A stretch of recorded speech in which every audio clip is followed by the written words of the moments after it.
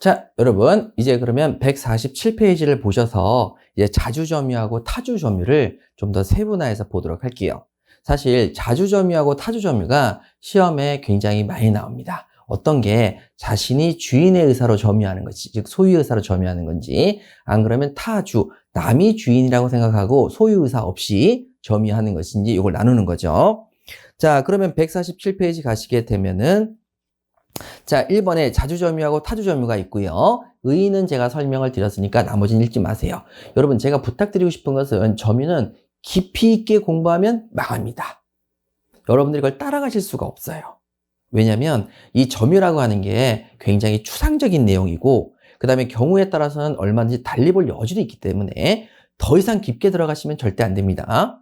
물론 들어가실 마음이 없어 보이긴 하는데 그래서 안 됩니다. 안 돼요. 자, 대신에 나번에 판단을 보세요. 자, 판단을 볼 때 거기 보시면은 자, 첫 번째 줄에 자주점유인지 아니면 거기까지 밑줄 그으시고 선생님 왜 다 안 읽어요? 다 읽어도 뭐하게요? 여러분 다 읽는 게 아닙니다. 절대 민법은 다 읽으면 이해가 안 가요. 자, 자주점유인지 아니면 그 옆에 타주점유인지 여부는 점유자의 내심의 의사에 결정되는 것이 아니다. 별표 치세요. 내심의 의사로 결정되는 것이 아니라 자, 거기 보시면 취득 원인이 된 권원의 성질이나 점유와 관계에 있는 모든 사정에 의해서 자, 밑줄 외형적 객관적으로 결정돼야 된다. 자, 외형적 객관적으로 결정돼야 된다. 이게 중요한 포인트입니다. 내심의 의사가 아니란 얘기죠. 그러면 내심의 의사대로 가면 안 된다는 겁니다. 자, 그러면 한번 보시죠. 거기 나와 있는 외형적 객관적으로 결정이 되니까 제가 임차인으로 살고 있습니다. 제가 전세권자로 살고 있습니다. 그러면 남이 주인이라는 걸 인정하고 있어요? 안 하고 있어요? 내심의 의사로 보지 말고 외형적으로 보세요. 내가 전세를 들어가 살고 있으면 남이 주인이 아니에요. 그래서 남이 주인이라는 걸 인정하고 있는 거죠. 제가 임차인으로 살고 있으면 남이 주인이라는 걸 인정하고 있는 거죠. 거기서 외형적 객관적으로 결정해야 된다는 것은 임대차 계약에서 임차인이다. 그러면 자기 자주점유가 아니네. 타인이 소유자라고 타인이 주인이라고 생각하는 타주점유네. 이렇게 가야 된다는 얘기죠. 제가 전세권자로 살고 있으면 자, 그때는 외형적 객관적으로 봤을 때 무슨 점이다? 타주점이다라고 가야 되는 거예요. 근데 막 임차인이 이렇게 생각하는 거죠. 내심의 의사로 나는 주인의식을 가지고 내 집처럼 생각하면서 이 집에 살고 있다. 지 내심의 의사 때문에 자주점유가 된다. 외형적 객관적으로 판단이 된다. 외형적 객관적 판단입니다. 내심의 의사대로 가면 안 된다는 거죠. 그러면 말 그대로 내 집인데 난 막 쓴다. 내 집이 아니라 남의 소유라고 생각하고 쓴다. 그럼 타주점유가 된다. 그건 말도 안 되는 거죠. 무슨 말인지 알겠죠? 자, 그러면 매수인으로 샀다. 매수인으로 사서 점유부터 먼저 받았다. 그러면 매수인이라는 단어를 딱 듣는 순간에 자주점유예요? 타주점유예요? 내가 주인이라고 생각하고 점유하겠죠. 자주점유가 되겠죠. 그럼 매도인입니다. 물건을 팔았어요. 팔았는데 아직까지 내 점유를 가지고 있는 거죠. 그러면 이 경우에 내가 주인이라고 생각하는 점유예요? 남이 주인이라고 생각하는 점이에요. 그렇죠? 남이 주인이라고 생각하는 점유가 되는 거죠. 그래서 특정한 단어를 들으면 외형적 객관적으로 자주점인지 타주점인지 판단할 수 있어야 된다. 그 얘기가 되겠습니다. 자, 우리 판서노트 90페이지 가볼게요. 자, 보시면 매도인입니다. 매도인이 점유하면 무슨 점유? 이제 팔았으니까 남이 주인이야 라는 타주점유. 매수인이 점유를 했습니다. 그러면 매수인이 점유다. 이제 내 거야 라고 생각하는 무슨 점유? 자주점유가 되겠죠? 자, 이렇게 보시면 됩니다. 자, 우리 148페이지로 넘어가셔서 나머진 보지 말고 라번에 외형적 객관적으로 결정한다 되셨어요. 자, 양가를 1번에 경매 점유입니다. 자, 거기 단가로 1번에 1번 보세요. 매도인의 점유 밑줄 그으세요. 매도인의 점유는 매도인 무슨 점유? 타주점유가 당연히 나오겠죠. 그 다음에 2번 경매의 종전 소유자의 점유. 종전 소유자의 점유도 무슨 점유? 이제 남의 것이 됐으니까 타주로 점유하겠죠. 타주 점유가 되겠습니다. 자, 그 다음에 단가로 2번은 시험에 나올 것 같지 않아요. 단가로 2번은 X 치시고. 자, 그 다음에 단가로 3번을 갈게요. 자, 제가 여기 있는 이 갑의 토지를 을인 제가 샀어요. 자, 누가 샀다? 을인 제가 샀어요. 그러면 을이 제가 샀는데 그 경우에 자, 요 경우에 알고 보니까 이 건물이 요만큼 A 토지를 침범했다는 거죠. 그러면 이때 제가 일부가 정말 조금만 남의 땅을 넘었다. 그러면 여러분 이 정도는 여기까지는 내 땅이겠구나 라고 생각하고 점유하는 의사가 생겨야 생겨요. 생기죠. 그래서 일부일 때는 자주 점유해요. 그런데 상당히 초과했어요. 상당히 초과했던 얘기는 누가 봐도 오버한 거죠. 그래서 이만큼을 침범했다. 그러면 이때 이 점유는 소유의사, 내가 주인이라고 생각하는 점유겠어요? 저만큼이면 남의 땅일 텐데 라고 생각하는 점유겠어요? 그렇죠. 이렇게 상당히 초과했을 땐 타주점유로 갑니다. 외형적 객관적으로 봤을 때 너무 침범이 많았다는 얘기죠. 그래서 여러분 단가로 3번에 인접토지의 점유 나와 있죠. 자, 1번입니다. 인접토지의 일부, 자, 일부의 동그라미를 치시고 일부를 매수한 토지로 믿고한 점유는 거기까지는 내 땅이거니 라고 생각하고 점유하는 자주점유가 될 것이고 2번 상당히 초과하는 인접토지, 자, 상당히 초과의 동그라미를 치시고 그 정도는 이건 남의 땅인데 알고 점유하고 있다고 봐야 되겠죠. 그래서 타주점유가 되겠습니다. 자, 무슨 단어가 포인트다? 일부냐 상당히 초과냐 요걸 구별하시는 거예요. 외형적 객관적으로. 자, 악의의 무단점유 밑줄 그으십니다. 악의 동그라미, 무단점유 동그라미. 남의 거라는 걸 알고 훔쳐와서 무단으로 점유하는 도둑놈. 여러분 그 사람은 자기가 소유라고 자기 소유라고 점유하는 거예요. 남의 물건인데 훔쳐왔다고 점유하는 거예요. 남의 물건에 훔쳐왔다고 점유하니까 무슨 점유? 타주점유 되겠습니다. 당연하죠. 자, 양가로 3번에 공유의 점유입니다. 자, 공유의 점유인데 여기는 시험에 나온다기보다는 여러분들하고 공유의 개념을 좀 보셔야 되기 때문에 이걸 보지 않으시면 여러분들이 모르기 때문에 자, 시험 문제는 항상 토지가 나와요. 토지의 공유. 그러면 이거 이해를 못합니다. 그러면 이 토지 공유를 이해하려면 그 전제로 뭐를 꼭 가야 되느냐? 이걸 꼭 가셔야 됩니다. 자동차, 동사를 보세요. 자, 준부동산이지만 동산이죠. 자동차를 여러분 공유를 하겠습니다. 여러 명이 공동으로 자동차를 샀습니다. 뭐 공유라는 개념은 나중에 좀 설명드리도록 하고 자, A라는 사람이 1,000만 원 냈고 B가 1,000만 원, C가 1,000만 원씩 내서 자, 각각 1,000만 원씩 투자해서 3,000만 원짜리 자동차를 샀습니다. 그러면 여기 동산이라고 쓰지 말고 자동차라고 쓸게요. 자, 자동차를 샀는데 각각 1,000만 원씩 내서 3,000만 원짜리 자동차를 샀습니다. 그러면 각자의 몫이 있어요, 없어요? 있어요. 각자의 몫을 다른 말로 우리는 법률적인 용어로 지분이라고 부릅니다. 지분, 몫이 있습니다. 나의 몫이 있다? 있다. 나의 지분이 있다? 있다. 그러면 몇 분의 몇이겠느냐? 1,000만 원씩 내고 3,000만 원짜리 자동차를 샀으니까 지분이 3분의 1입니다. 그러면 지분이 있는 사람은 자동차를 사용할 수가 있습니다. 그러면 자동차를 3분의 1 요만큼만 떼서 앞부분은 A가 쓰고 가운데는 B가 쓰고 뒷부분은 C가 쓴다. 이렇게 할 수는 없죠. 그래서 지분이라는 건 뭐냐면 자동차 전체를 쓰는 겁니다. 자, 뭐라고요? 자동차 전체를 씁니다. 어떻게? 한 달을 기준으로 며칠씩, 10일씩 쓰면 되겠네요. 그러니까 여러분 지분이라는 것은 일부에만 미친다, 전부에 다 들어간다. 전부에 다 있는 겁니다. 자동차 전체를 쓸 수 있는. 그러니까 지분은 전체에 미치는 거고요. 그 중에서 3분의 1만 쓰는 겁니다. 됐죠? 자, 그러면 여기서 A가 10일을 쓰면 무슨 점유가 되겠어요? 자주점유죠. 내가 주인이야. 그런데 A가 20일을 더 쓰면 그때는 남의 건네라고 쓰는 점유가 되죠. 타주점유가 됩니다. 당연하겠죠. 남이 주인인데 내가 쓰니까 타주점유로 하겠죠. 그러니까 지분의 범위 내라면 그때는 자주점유. 타인의 지분 범위 내라면 그때는 타주점유가 되겠죠. 자, 그래서 여러분 1번에 자, 공유의 점유에서는 자신의 지분 범위 내에서 점유는 자주점유고 다른 공유자의 지분 범위 내에서는 타주점유가 되겠죠. 그래서 요거는 뭐 시험에 나온다기보다는 여기 나와 있는 개념을 잡기 위한 겁니다. 그러면 토지를 갈게요. 자, 자동차에서 이제 뭐로 바꾼다고요? 토지. 자, 그러면 각각 1억 원씩을 투자해서 3억짜리 토지를 샀습니다. 그러면 지분이 몇 분의 몇이겠어요? 3분의 1이겠죠. 그러면 A의 지분은 토지 3분의 1이 하나인다, 전부 다. 똑같잖아요. 부동산 전체에 대해서 몇 분의 몇씩 사용한다? 3분의 1씩 사용한다. 그럼 어떻게 써야 되지? 그러니까 나무를 심을 때 이렇게 했다가 3칸 띄어서 또 나무 심고 3칸 띄어서 나무 심고 이렇게 해야 되느냐? 예, 그렇게 해야 됩니다. 전체에 대해서 3분의 1씩 써야 되니까. 어떻게 쓰지? 굉장히 갑갑해요, 안 갑갑해요? 갑갑합니다. 그래서 나오는 제도가 있습니다. 그래서 여러분, 우리가 토지의 공유 부분을 보실 때에는 항상 이걸 보시면 전혀 개념의 정리가 안 되니까 자동차에 대한 공유 개념을 가지시고, 자, 자동차의 공유 개념을 가지다 보니까 각각 3분의 1씩 지분을 가지고 있다면 자동차 1만 쓴다, 3분의 1만 쓴다, 전체를 쓴다. 전체의 3분의 1씩 쓸 수 있는 지분이 있다. 토지의 경우에도 토지 전체에 대해서 몇 분의 몇 쓸 수 있는 지분이 있다. 3분의 1 지분을 쓸 수 있는, 3분의 1을 쓸 수 있는 지분이 있다. 이렇게 기억하시면 됩니다. 요건 나중에 뒤에 가서 말씀드릴 거예요. 지금 배경 지식을 엄청 까느라고 설명이 많은 겁니다. 아셨죠?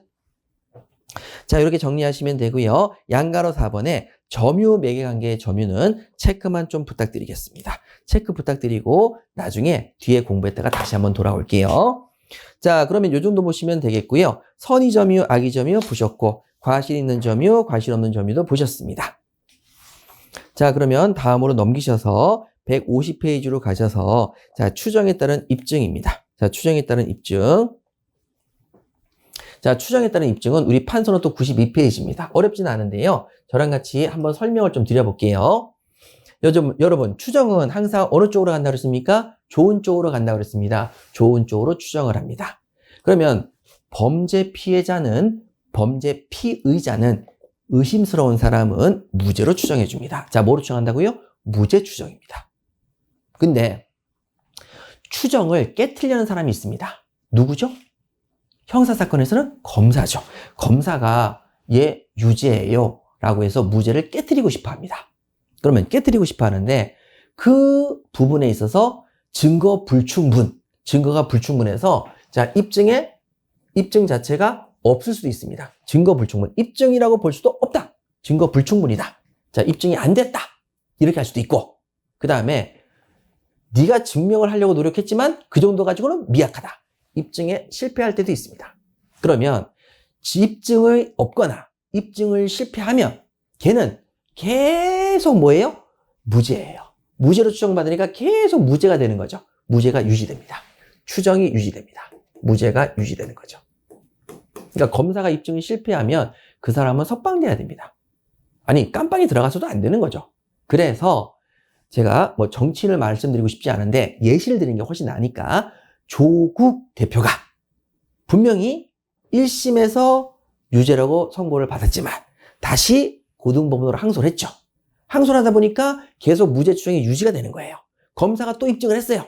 2심에서 유죄라고 판명이 났어요. 대법원까지 갔어요. 그럼 또 대법원까지 갔으니까 또 무죄 추정이 유지가 되는 거예요. 근데 입증에 또 이번엔 검사가 입증에 성공을 했어요. 입증에 뭐 했다? 성공을 했어요. 입증에 성공을 합니다. 그러면 여러분, 무죄 추정이 유지가 돼요? 바뀌어요? 바뀌게 되는 거죠. 추정이 번복됩니다. 그래서 유죄로 바뀌는 거죠. 그래서 이제 가졌습니다. 여러분, 항상 정치 얘기는 굳이 하고 싶지 않지만 우리 무죄 추정의 원칙 때문에 말씀을 드립니다. 무죄 추정의 원칙. 그래서 여러분, 항상 깨트리려는 사람은 누구다? 검사다. 반대 사실을 증명합니다. 걔는 유죄인데요. 그래서 입증에 성공하면 추정은 뭐한다? 끼어진다. 무죄 추정은 끼어지고 유죄로 바뀌어진다. 입증에 실패하거나 입증이 없으면 추정은 계속 뭐한다? 유지된다. 이렇게 되는 거죠. 자, 그러면 그 개념을 가지고 우리 여기 볼게요. 자주점유의 추정입니다. 자, 여러분, 자주점유로 추정을 받습니다. 제가 이 책을 들고 있으면 자주점유로 추정을 받습니다. 깨트리려는 사람이, 자, 이건 타주점이다 라고 입증을 하려고 했어요. 자, 선의점인데 악의점이라고 입증하려고 했어요. 평온공연인데 폭력은비라고 입증하려고 했어요. 계속인데 계속되지 않았다고 주장하고 싶어요. 입증하고 싶어요. 적법 보유인데 불법 보유라고 입증하고 싶어요. 그런데 그 입증에 실패하거나 입증이 없으면 그때는 뭐가 유지된다? 자주점유 추정이 유지되고, 선의점유 추정이 유지되고, 평온공연 추정이 유지되고, 계속점유가 유지되고, 적법 보유 추정이 유지됩니다. 유지가 되는 거죠. 근데 만약에 입증에 성공했다. 그러면 번복이 되는 거죠. 어떻게 번복이 된다고요? 번복. 타주점유로 번복, 악의점유로 번복, 폭력, 은비, 계속되지 않은 불법점유로 번복이 되겠습니다. 이렇게 되는 거죠. 무과실은 추정이 안 되니까 주장하는 사람이 입증 책임을 져라. 이렇게 말씀을 드렸었죠.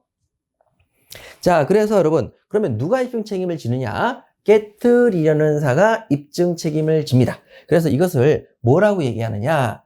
검사가 깨트리려고 하는 사람, 즉 다투려는 자죠. 다투려는 자가, 이건 무죄가 아닙니다. 다투려는 자가 입증 책임을 지겠습니다. 자, 150페이지 가시면 1번 입증의 주체죠. 추정의 경우 다투려는 자가 입증 책임을 진다. 밑줄 그으시고요. 자, 그 다음에 자주점유의 추정입니다. 자, 자주점유의 추정. 우측에 부정하는 자가 타주점유를 입증해야 되겠죠? 자, 자주점유 추정인데 부정하려는 사람이 타주점유인데 이걸 입증하면, 입증에 성공하면 추정은 번복돼서 타주점유로 바뀌겠습니다. 자, 그 다음에 여러분 2번에 입증의 정도죠. 입증의 정도는 의심스러운 사정이 있으면 됩니다.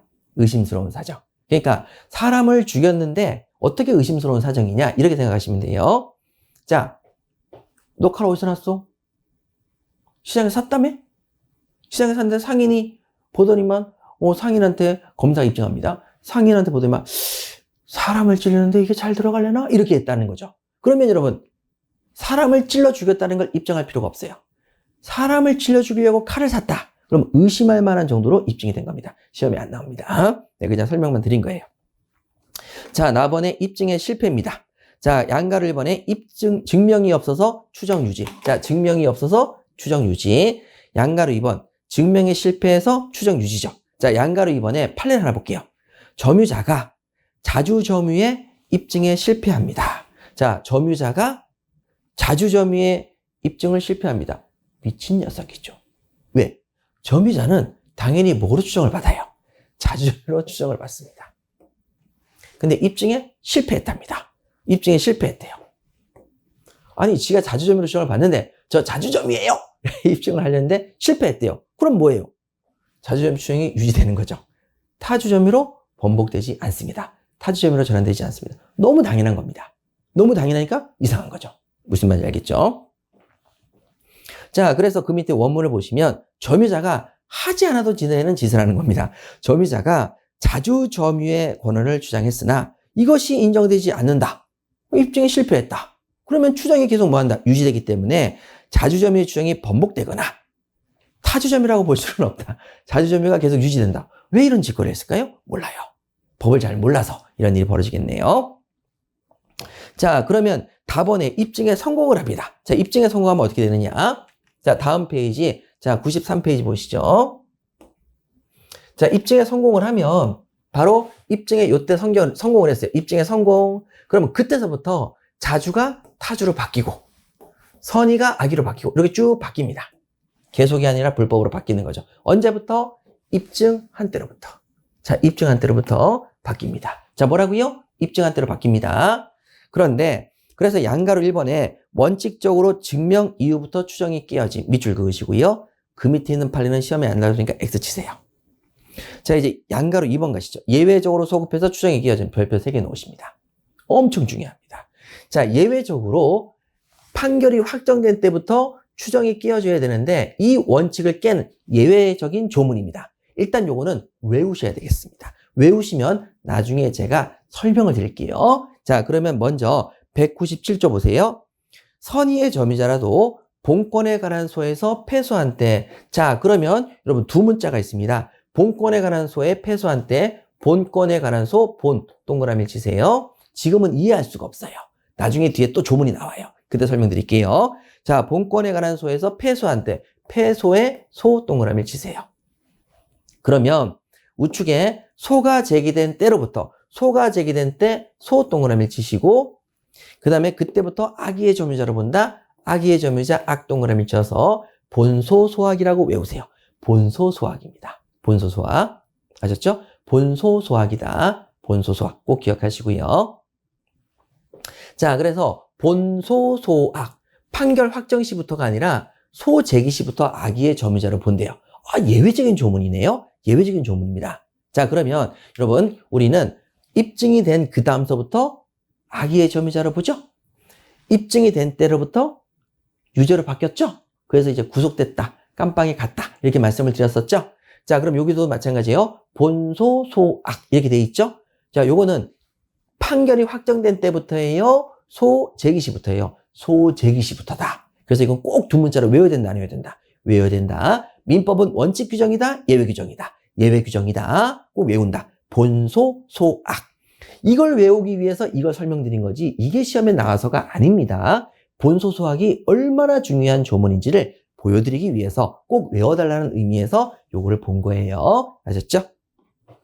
자, 요렇게까지 하시고 지금 여기 부분은 나중에 제가 설명드리도록 하겠습니다. 자, 이렇게 해서 우리가 점유 부분을 마쳤고요. 자, 다음으로 우리 153페이지로 넘어가세요. 153페이지 가시면 이제 점유권이 나와 있습니다. 점유권. 자, 로마자 1번에 점유권의 취득이 있고요. 점유권의 취득입니다. 자, 그럼 점유권을 한번 취득해 볼게요. 판서노트는 94페이지입니다. 자, 점유권의 취득을 한번 보시죠. 자, 1번 직접 점유자.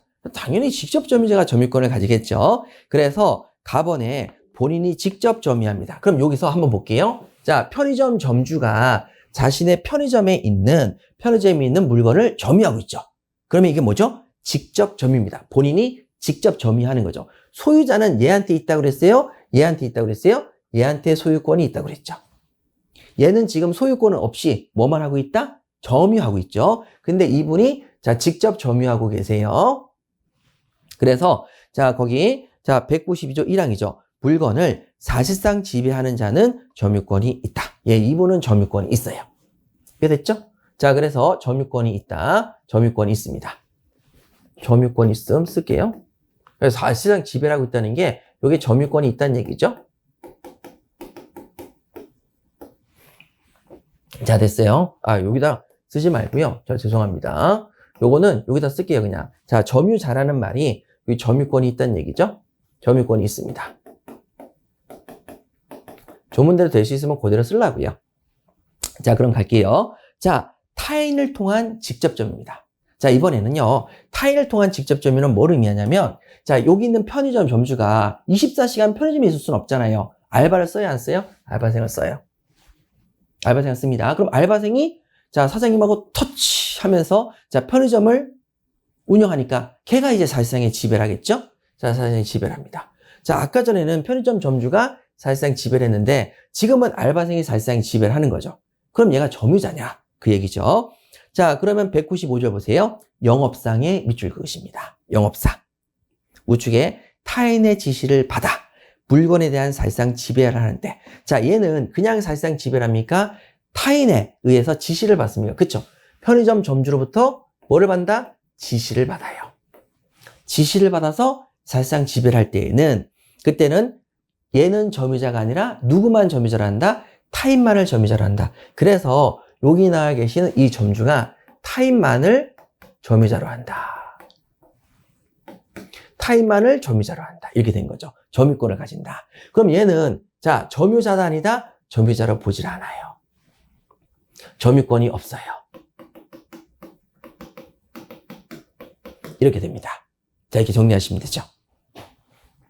자, 그러면 타인만을 점유자로 하죠. 그럼 얘를 뭐라고 부를 것이냐라는 거죠. 얘를 뭐라고 그러냐? 자, 여러분 거기 195조의 가로 안에 제목이 있죠.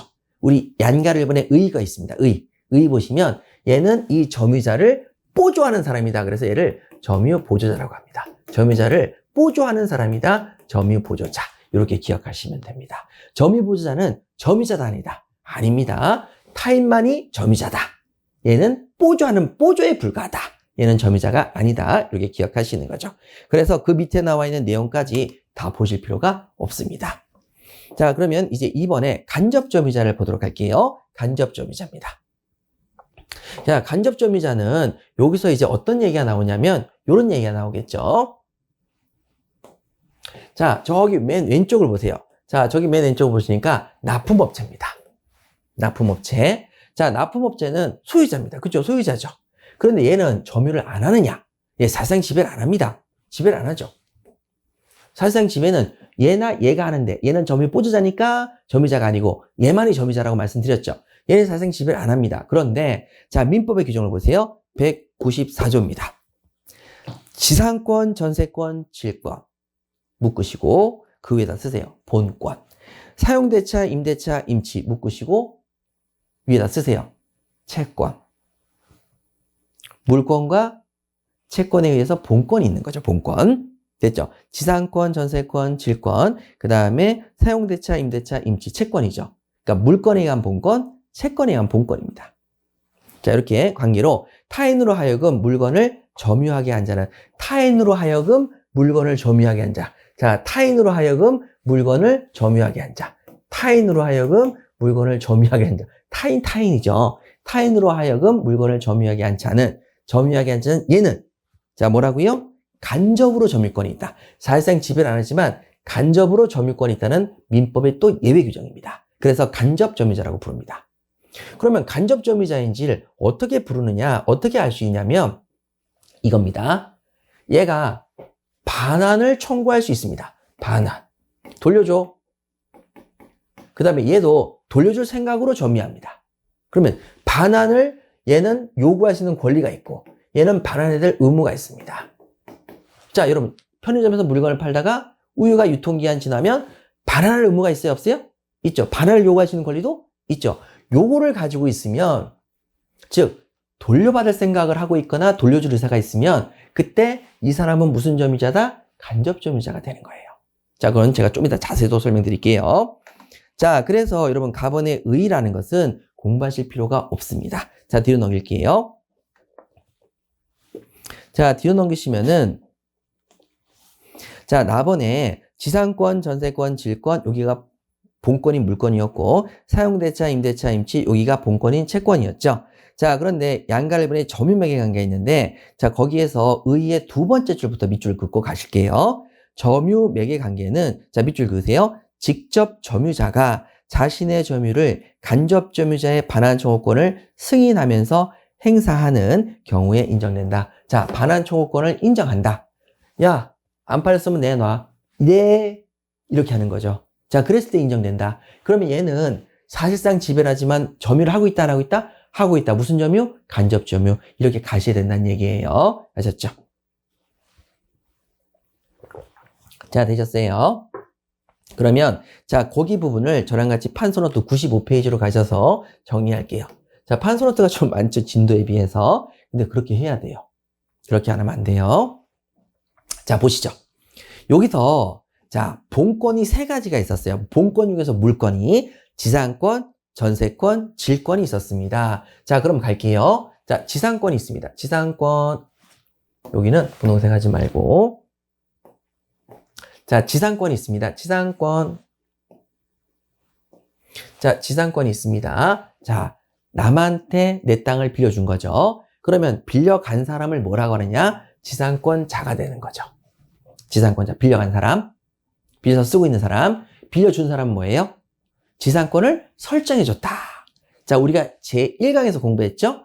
소유권을 가지고 있는 사람이 지상권을 만들어줄 때 우린 무슨 단어를 쓴다? 설정적 승계다. 그래서 설정이라는 단어를 쓴다고 그랬죠? 자, 지상권을 설정해 주었다라고 얘기합니다. 자, 그러면 지상권을 30년 동안 쓰기로 했다면 30년이 되면 얘는 돌려줄 생각이 있어요? 없어요? 있어요. 얘도 돌려달라고 요구할 생각이 있어요? 없어요? 있어요. 그럼 얘는 무슨 점유? 간접 점유자가 되는 거죠? 돌려받을 생각이 있으니까. 자, 다음에 전세권. 자, 전세권 계약으로 10년 계약을 체결했어요. 그럼 전세 들어간 사람을 전세권자. 전세를 설정해 준 사람이 전세권 설정자. 10년 끝나면 얘는 돌려줄 의사가 있어요? 없어요? 있어요. 쟤는 돌려받을 생각이 있어요? 없어요? 있어요. 그러면 얘도 무슨 점유? 간접 점유. 얘는 무슨 점유? 현재 점유하니까 직접 점유. 자, 질권입니다. 질권은 시험에 안 나온다고 말씀을 드렸죠. 근데 이제 개념이 나와 있으니까 확인할게요. 동산을 전당포에 맡기는 게 질권입니다. 동산을 은행에서는 담보로 받아야 안 받아요? 안 받아요. 맞죠? 동산은 안 받죠? 안 받아요. 그러면 부동산은 은행에서 담보로 받아야 안 받아요? 받아요. 저당권으로 받죠? 자, 그럼 이거는 전당포에 맡기는 거예요. 자, 전당포에 핸드백을 맡겼어요. 그리고 돈을 빌렸어요. 그러면 자, 여기서 전당포에 물건을 맡긴 사람을 뭐라고 불러요? 질권을 설정해 줬다. 그래서 질권 설정자. 그 다음에 전당포 주인은 질권을 받았다. 그래서 뭐라고요? 질권자라고 불러요. 그럼 사실 질권이나 저당권이나 자, 한문으로 보면 똑같습니다.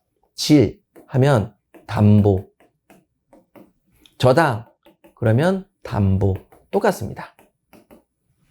그런데 어떻게 구별하느냐? 질은 동산에 설정해준다, 담보를. 저당은 부동산에 설정해준다. 요렇게 이제 구별하시는 거예요. 그래서 제가 은행에 다니시는 분한테 물어봤단 말이에요. 아니, 왜 동산을 담보로 안 잡습니까? 그랬더니 은행에서, 아니, 부동산만 해도 담보를 들고 오는 사람이 그렇게 많은데, 굳이 보관장소도 없는 은행에서 굳이 동산을 담보로 잡을 이유가 없지 않습니까? 오, 그러네. 그러면 여러분, 자동차는 준부동산인데 은행에서 담보로 잡아줘요, 안 잡아줘요? 안 잡아주기 때문에 어디 들고 들어가요? 전당포에 들고 들어가서, 왜 은행에서 안 잡아주니까 전당포로 가는 거예요. 저희 정성 카지노 이런 데는요, 거기는 사람보다 뭐가 많다? 자동차가 많은 거죠. 왜? 자동차 붕 몰고 가서 카지노 땡겼다가 잃었어요. 그러면 돈이 필요하니까 자동차를 맡기고 돈을 가지고 또 카지노 땡기는 거죠. 그게 무슨 말인지 알겠죠? 그래서 자, 우리 전당포에 맡기는 걸 뭐라고 한다? 전당포에 맡기는 걸 질권. 이게 전당포에 맡기는 게 아니라 동산을 담보로 맡기는 걸 뭐라 한다? 질권. 부동산을 담보로 맡기는 걸 뭐라 한다? 저당권. 이렇게 되는 거예요. 자, 그러면 여러분, 여기 노트북을 전당포에 맡겼어요. 그리고 난 다음에, 자, 제가 돈을 갚으면 돌려줄 생각이 있어요, 없어요? 있어요. 저도 돌려받을 생각이 있어요, 없어요? 있어요. 그래서 이 경우에도 뭐가 된다? 간접점유자가 된다. 이렇게 되는 거죠. 그래서 여러분, 여기서 간접점유자가 됩니다. 간단하죠? 그러면 여기 나와 있는 물권 중에서 본권에 해당하는 것들을, 자, 어떤 시각에서 보겠다? 점유 시각에서 보겠다. 자, 무슨 시각에서 보겠다? 점유 시각에서 보겠다. 본권에 관련 중 물권에 관한 본권을, 자, 무슨 시각에서 보겠다? 점유 시각에서 본다면, 점유 시각에서 본다면, 자, 얘는 무슨 점유라고 묻는 거죠. 자, 얘는 무슨 점유? 그러면, 자, 얘는 직접 점유하고 있어요. 라는 거죠. 그럼 저기는 무슨 점유? 간접 점유하고 있어요. 이렇게 되는 거죠. 간접 점유하고 있잖아요. 그쵸? 점유 시각에서 본다면.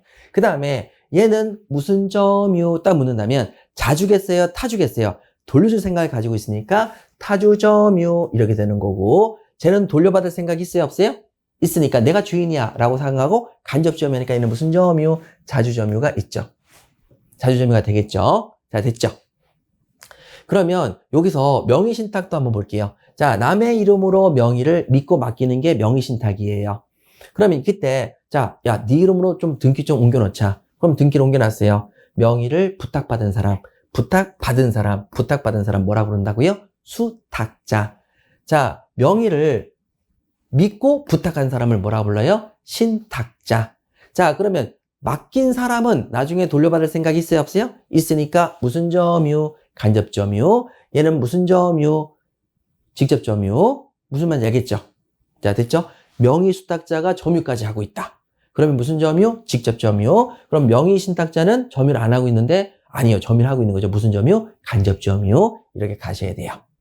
자, 그러면 다음으로 우리 보셔야 될 것이, 자, 이번에는요, 여러분, 채권 중 본권입니다.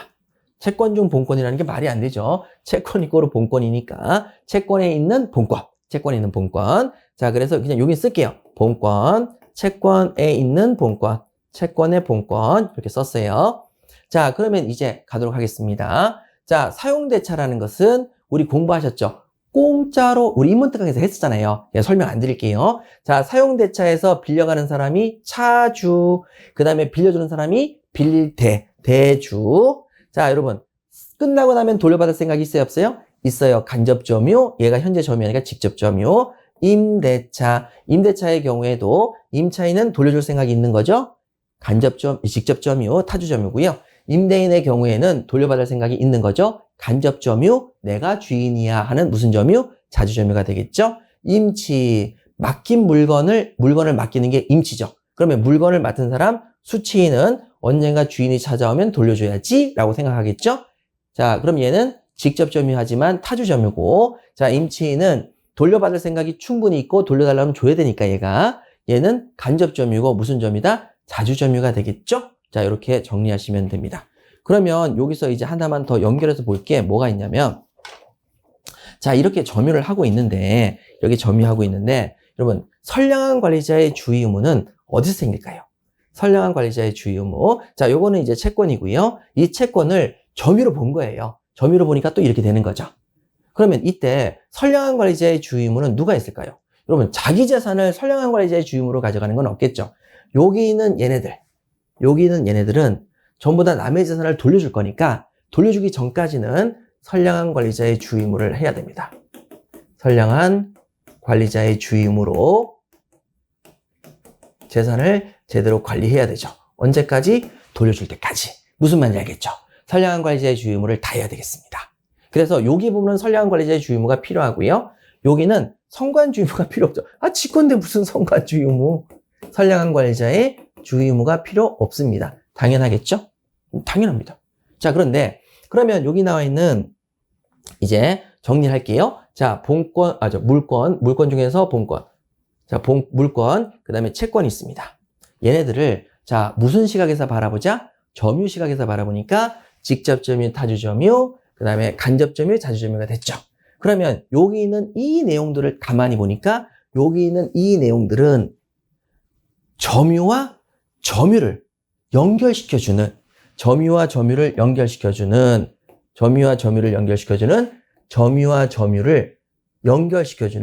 매개 관계가 되겠습니다. 점유, 간접 자주 점유, 직접 타주 점유가 됐는데 그것을 매개, 연결시켜주는 관계가 되는 거죠. 자, 여기 있는 내용들이 전부 다 뭐가 된다? 점유, 매개 관계가 되겠습니다. 그러니까 점유의 시선에서 본다면 이 모든 용어를 하나로 뭐라고 부를 수 있다고요? 점유, 매개 관계로 볼 수가 있겠죠. 그러면 여기서 우리 점유, 매개 관계에서 그 단어를 통해서 이게 굉장히 용어를 굉장히 조심해서 써야 돼요. 그리고 정확하게 꼼꼼히 써야 돼요. 자, 그러면 얘를 뭐라고 부르겠어요? 점유, 매개 관계로 부른다면 점유, 매개, 설정자. 자, 무슨 단어를 붙이면 돼요? 설정. 그럼 얘는 뭐라고 불러야 되겠어요? 점유, 매개자. 이렇게 된단 말이에요. 무슨 말인지 알겠죠? 그러니까 이게 오만 용어들을 똑같은 케이스를 가지고 이렇게 쓰면 지상권자, 점유를 쓰면 직접 점유, 타주 점유, 그 다음에 점유 매개관계로 본다면 점유 매개자. 그래서 얘네들은 선관주임을 부담해. 이런 식으로 똑같은 사안을 가지고 이렇게 뜯어보고 저렇게 뜯어보고 이렇게 뜯어보고 저렇게 뜯어보고 용어를 계속 따로 붙인다 안 붙인다. 붙일 뿐이에요. 그러니까 여러분들이 아니 표현을 이렇게 다양하게 써야 돼? 이런 게 답답한 거죠. 근데 한번 용어가 정리가 되고 그 다음에 거기에 따라서 여러분들이 충분히 이제 무슨 뜻인지 알겠어. 내 충분히 읽을 수 있어. 이것만 되면 이것만큼 쉬운 게 없어요. 이것만큼. 물건만큼. 자, 그러면 여러분 저랑 같이 한번 보도록 할게요. 자, 154페이지 가시게 되면 나번에 지상권, 전세권, 질권 요게 본권이 물건이고 사용대차, 임대차, 임치 요게 본권인 채권이죠. 자, 기타 관계입니다. 자, 그러면 양가를 번에 점유매개 관계일게요. 자, 보시면 점유매개 관계는 뭐냐? 간접 점유를 인정하기 위해서는 간접 점유자를 인정하기 위해서는 간접 점유자와 직접 점유하는 자 사이, 간접 점유자와 직접 점유자는 사이. 자, 지금 우리가 설명한 것은 본권 위주로 설명을 했는데 점유 매개 관계라는 점유 위주로 설명을 하고 있는 거예요. 일정한 법률 관계, 즉 이런 일정한 법률 관계에 뭐가 필요하다? 지상권, 전세권, 칠권, 명의신탁, 사용대차, 임대차, 임치와 같은 뭐가 필요하다? 점유 매개 관계가 필요하다. 이렇게 된 거죠. 그리고 점유 매개 관계는 직접 점유자가 자신의 점유를 간접 점유자의 반환 청구를 승인합니다. 지상권자로서, 전세권자로서, 질권자로서, 차주, 임차인, 수취로서 반환을 인정하고서 하는 점유죠. 승인하면서 행사하는 경우에 인정된다. 됐어요. 그래서 그 다음에 이러한 특성 때문에 직접 점유자는 선관주의 의무를 부담한다란다. 부담한다까지 체크하시면 되겠죠? 자, 그러면 다 법률 행위네요? 그죠? 의사표시를 통해서 법률 행위를 통해서 점유 매개 관계가 설정이 됐는데 여러분 우리 어떤 단어가 눈에 참 잘 보이세요? 요 단어가 눈에 잘 보이네요. 법정. 아직 공부 안 했지만 나중에 법률의 규정에 의해서 지상권이 성립할 수도 있어요. 그러면 이 기간이 끝나면 얘도 돌려준다 안 돌려준다? 돌려줘야 되고 얘도 돌려받을 생각이 있다 없다? 있다라는 거죠. 그래서 여러분 거기 법률행위뿐만 아니라 자 확대해 간접 점유의 요건이 되는 점유매개 관계는 밑줄 그으시고 법률행위뿐만 아니라 법률의 규정 등에 의해서도 마음껏 설정될 수 있다 없다? 있습니다. 마음껏 설정될 수가 있습니다. 법률행위뿐만 아니라 법률의 규정으로도 점유매개 관계가 설정될 수가 있다. 여러분들이 법정이사건은 처음 들어보신 분들 계시겠지만 경매를 조금이라도 들어보신 분들은 나중에 아시게 돼요. 저랑 같이 여기 공부를 하시게 되면 여러분 법정이사건은 걱정 안 하셔도 됩니다. 자, 그러면 됐고요. 그러면 양가로 2번에 점유 매개 관계에 유효성이 있는데 그건 좀 이따 보도록 하시고, 자, 그 밑에 답원 보시죠. 타인으로 하여금 물건을 점유하게 한 자는 간접으로 점유권이 있다. 지상권에서 자 누구? 지상권 설정자. 전세권에서 누구? 전세권 설정자. 질권에서 질권 설정자. 그 다음에 사용대차에서 누구? 대주. 임대차에서 임대인. 그 다음에 임차물의 전대에서 임차인도 있고 임치에서의 임치인. 자, 요런 사람들이 타인으로 하여금 물건을 점유하게 한 자로 간접 점유권이 있다라는 거죠. 자, 그럼 여기서 임차물 전대에서 임차인이 있는데, 선생님, 임차인은 간접 점유자가 아니라 직접 점유자 아닌가요? 맞아요. 됐죠? 그런데 제가 재밌는 거 하나 보여드릴게요. 여러분, 전대라고 하는 부분이 있어요. 자, 그러면 여기 부분을 제가 이제 교재에서 설명을 드려야 되는데, 요걸 한번 볼게요. 요 임대차, 요것만 볼게요. 자, 패스트5라고 하겠습니다. 여러분 공유 사무실 아시죠? 패스트5. 패스트5가 있습니다. 그러면 여기 보세요. 건물주가 갑이에요. 여러분 패스트5가 설마 건물주라고 생각하시는 건 아니죠. 이게 왜 패스트5냐면 강남에 있는 자식들인데 그중에서 5명이 합심해서 공유 사무실을 만들었다. 그래서 패스트5, 5가 5명이라는 뜻입니다. 자, 그런데 갑이라는 사람이 자, 이 패스트5 있는 5명한테 사무실을 임대를 해요. 그러면 패스트5니까 F라고만 쓸게요. 자, 임대를 합니다. 그러면 패스트5에서 임대료를 내겠죠. 차임을 내겠죠. 근데 패스트5가 여기서 끝납니까? 다시 공사를 해서 그걸 쪼개서 다시 다른 사람한테 임대합니까? 다른 사람한테 임대하죠. 자, 그래서 고객들에게 임대합니다. 그럼 어떻게 수익성이 나느냐? 이렇게 해서 수익성이 나는 거죠. 자, 예를 들어서 3천만 원의 임차료를 내고 있어요. 그런데 패스트5는 이걸 더 쪼개요. 공사를 해서 막 쪼개요. 그리고 60만 원, 70만 원, 100만 원, 150만 원 이런 식으로 뭐예요? 다 가격을 분할해서 나누죠. 그래서 여기가 꽉 차면, 여기서 꽉 차면 그때는 6천만 원 나온다. 6천만 원 나온다. 그러면 자, 수익이 얼마죠? 6천만 원이죠. 6천만 원. 그러면 여기다 3천만 원 내고 얼마의 수익이 생겨요? 3천만 원 이득이 생기겠죠. 이런 겁니다. 그런데 요거를 임대라고 하고 임대를 받은 F가 임대니까 자, 요거를 한번 정리할게요. 얘가 갑이 임대인. 자, 그 다음에 F가 임차인 이렇게 됩니다. 그랬는데 여러분 다시 임대하는 거죠. F가 그걸 쪼개서 고객들에게 다시 임대합니다. 이걸 다시 임대라고 해서 뭐라고 부른다고요? 다시 전자를 씁니다. 전대라고 합니다. 임대를 안 하는 거예요? 다시 임대하는 거예요? 임대를 다시 하는 거예요. 그게 전대예요. 다시 임대하는 거예요. 그게 패스트5에 들어가면 여러분들이 패스트5에 들어가서 부동산을 공인중개사를 하시는 분도 계시더라고요. 뭐 재개발, 재건축 쪽은 굳이 장소가 중요하지 않으니까 패스트5에 가서 개업하시는 분도 계세요. 제가 어떻게 하냐면 패스트5에서 일을 하고 있는데 자꾸 옆에서 예, 나왔습니다. 물건 나왔습니다. 막 이렇게 얘기해가지고 자, 알게 된 거죠. 그런 사람도 꽤 있으세요. 자, 그럼 다시 임대를 하시게 되는데 그러면 자, 요 경우에 얘가 임대인이죠. 임대인. 자, 좀 지우고요. 이거 펜이 이래. 자, 그래서 임대인이죠. 그럼 얘는 뭐예요? 임차인이죠. 그런데 다시 한 임대니까 다시 임대인, 다시 임차인이죠. 그럼 다시를 뭘 쓴다고 그랬죠? 전. 그래서 전대인이라고 해요. 그 다음에 다시 전자를 써서 뭐라고 그래요? 전차인이라고 불러요. 이렇게 됩니다. 자, 그러면 이제 여기 용어를 좀 지우고요. 자, 제가 설명을 드렸으니까 다시 그냥 쓸게요. 자, 다시. 자, 다시 쓰면은 자, 얘를 임차인인 동시에 뭐예요? 빨간색을 기준으로 부른다면 얘는 전대인이 돼요. 임대를 했는데 다시 임대했다. 얘는 전차인이 돼요. 그래서 패스트5는 두 가지 용어를 쓸 수 있어요.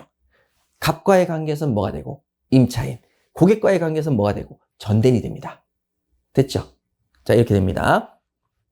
그러면 여러분 여기서 우리 봐야 될 것이 자, 얘는 무슨 점유자?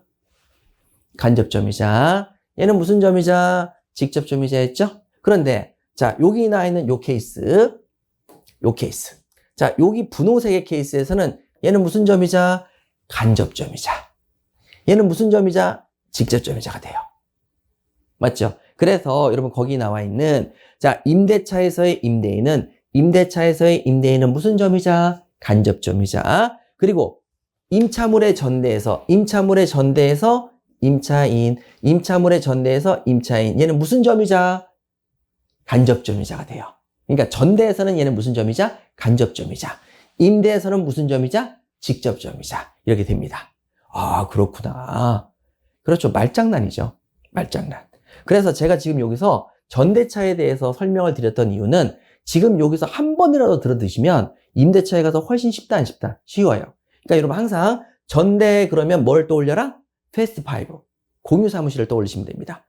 헤이 그라운드가 들으면 섭섭할 수 있겠는데 패스트5가 제일 많이 알려졌으니까 제가 그 예시를 든 겁니다. 광고 들어오는데 광고는 안 들어오고 협찬은 안 들어오고. 자, 어쨌든 간에 이렇게 정리하시면 됩니다.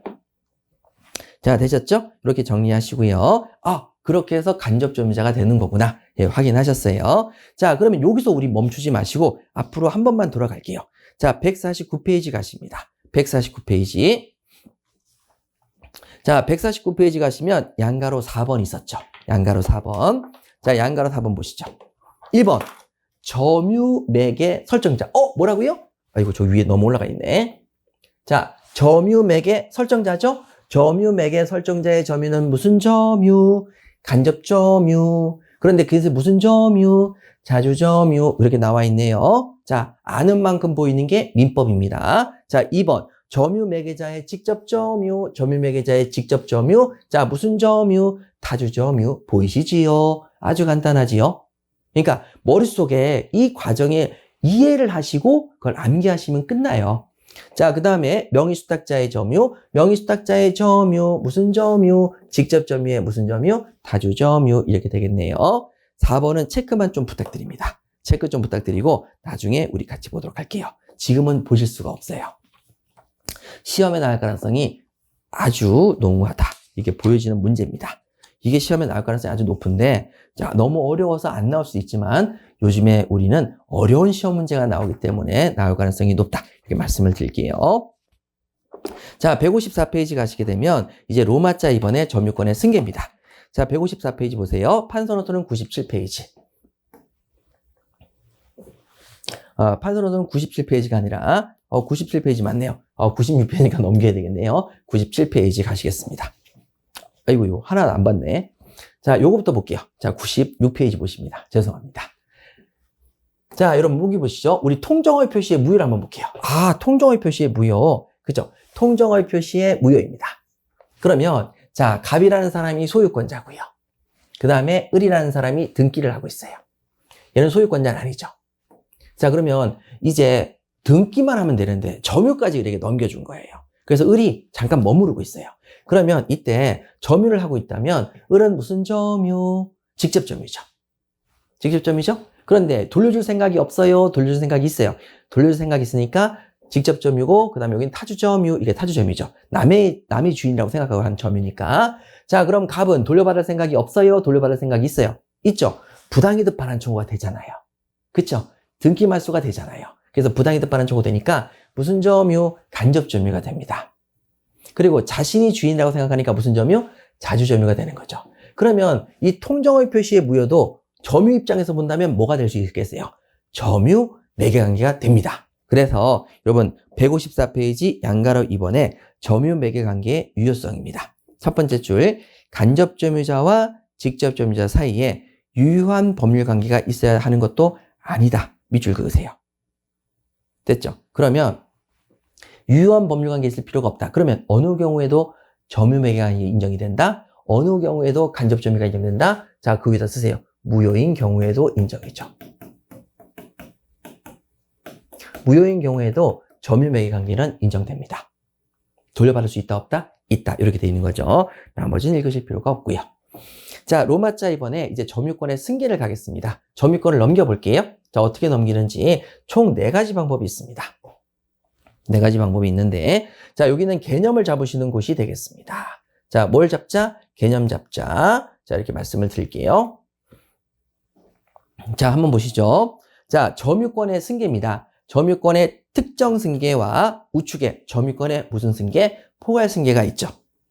여러분, 포괄 승계 나오면 뭐죠? 상속. 자, 그래서 여러분 155페이지 보시면 상속으로 인한 점유권의 이전입니다. 점유권은 상속인에게 이전된다. 아니, 이걸 왜 썼어요? 당연히 이전되겠지. 여러분, 점유라는 것은 뭘 해야 되죠? 사실상의 지배. 근데 아버지가 돌아가셨어요. 그러면 점유권을 위해서 자, 사실상의 지배라도 덤벼들겠어요? 안 그러면 초상치료로 가야 되겠어요. 장례식 치료로 가야 되겠죠. 그럼 사실상의 지배를 해야 하나요? 안 하잖아요. 그러면 점유권이 상속을 받는 거예요? 라고 하니까 못 받겠죠. 그래서 그걸 예방하기 위해서 민법에서 점유권은 상속인에게 이전된다. 뭐를 안 해도. 사실상의 지배를 하지 않아도 상속인에게 이전된다. 그렇게 쓴 거예요. 아셨죠? 이 조문 정도 아시면 충분하십니다. 아셨죠? 자, 그럼 특정 승계 갈게요. 자, 특정 승계는 매매나 또는 증여를 통해서 넘기는 거죠.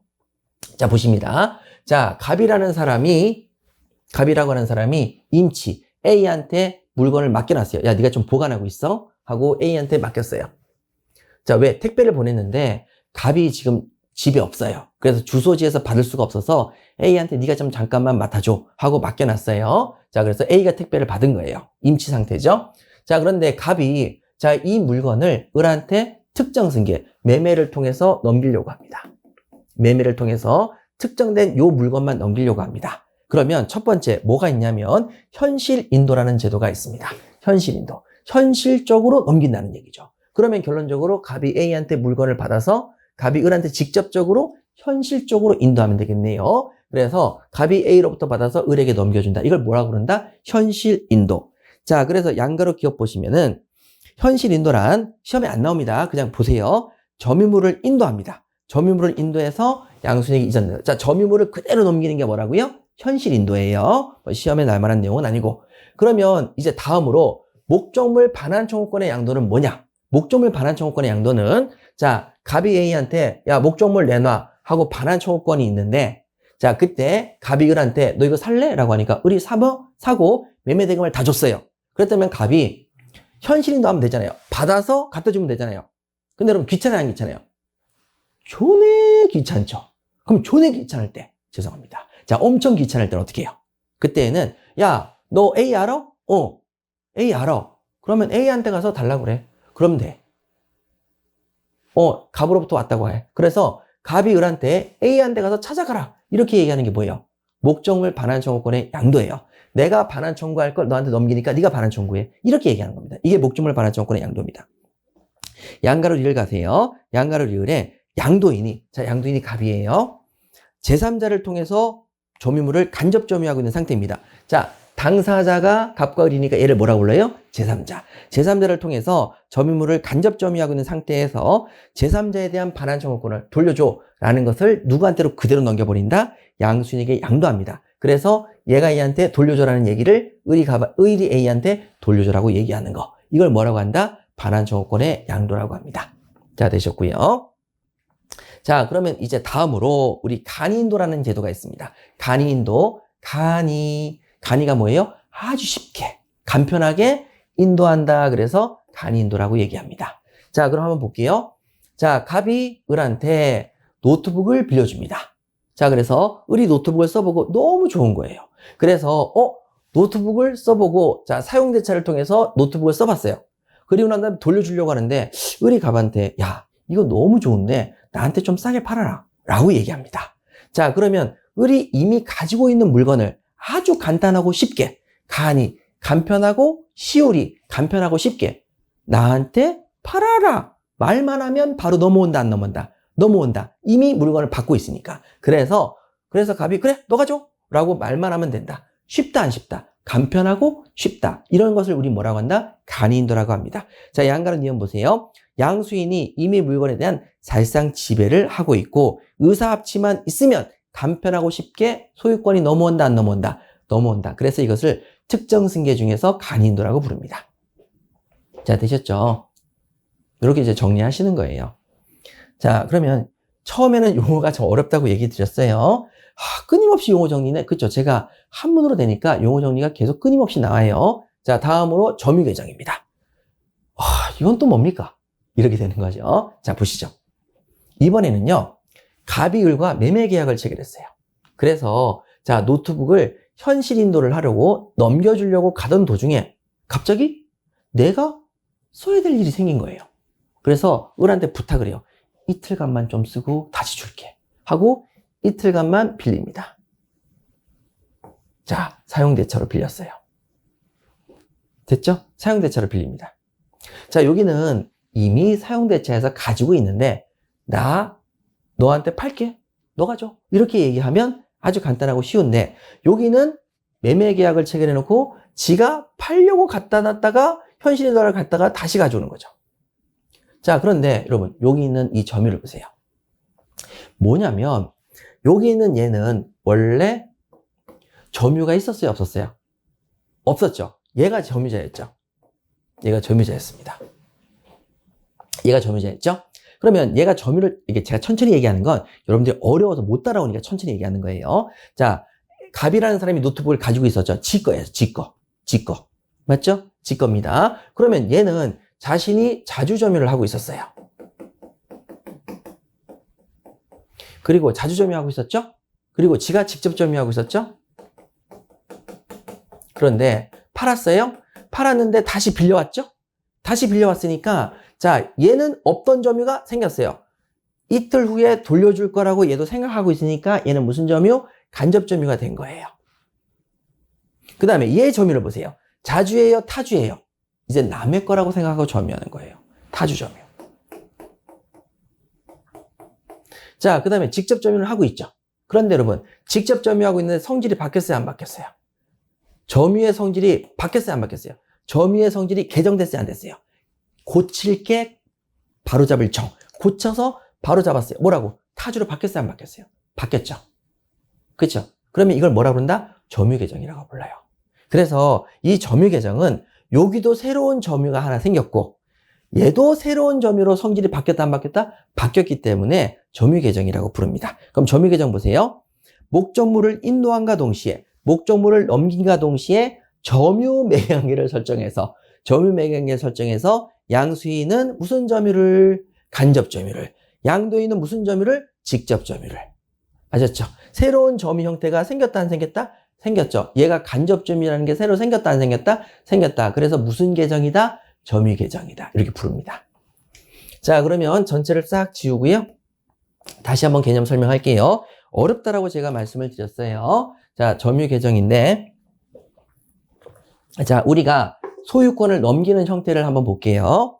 자, 여기 나와 있는 점유권의 양도입니다. 어떻게 하면 점유가 넘어가느냐? 자, 요거를 보실게요. 어떻게 하면 점유가 넘어가느냐? 이렇게 하면 점유가 넘어간다는 얘기죠. 자, 갑이 그 물건을 들고 가서 을에게 투처. 무슨 인도를 하면 점유가 넘어간다? 현실 인도를 하면 점유가 넘어간다. 됐죠? 점유가 넘어가니까 이제 을의 것이 되겠죠? 자, 그 다음에 목적물 반환 정호권의 양도를 하면 점유가 넘어간다. 자, 갑이 목적물을 직접 들고 와서 투척하는 현실 인도하는 게 아니라 야, A한테 가서 네가 찾아가. 이러면 소유권이 이제 누구한테로 넘어간다? 을에게 넘어간다는 얘기죠. 동산의 경우에는 인도, 점유 인도를 하면 소유권이 넘어가지 않습니까? 점유권의 양도도 결론적으로 점유권을 넘기면 바로 소유권도 넘어가게 되겠죠. 자, 그 다음에 여러분 간이 인도는 어떻게 합니까? 자, 네가 가지고 있는데 그거 마음에 들어? 너 가져. 이렇게 얘기하면 자, 이것도 여러분 넘어간다 안 넘어간다? 소유권이 이제 을로 바뀐다는 얘기죠.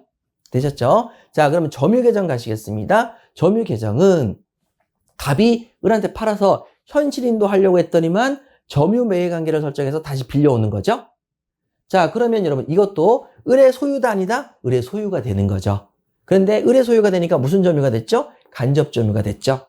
그러니까 을에게 소유권이 넘어간다 안 넘어간다? 넘어가요. 그래서 현실인도에도 소유권이 을에게 넘어가고 목적물 반환 정호권을 양도해도 을에게 소유권이 넘어가고 간이인도에도 을에게 소유권이 넘어가고 점유계정을 해도 을에게 소유권이 넘어간다. 이렇게 이제 정리하시는 겁니다. 자, 여기까지 하시면 충분하실 것 같습니다. 잠깐 쉬었다가 계속 하도록 할게요.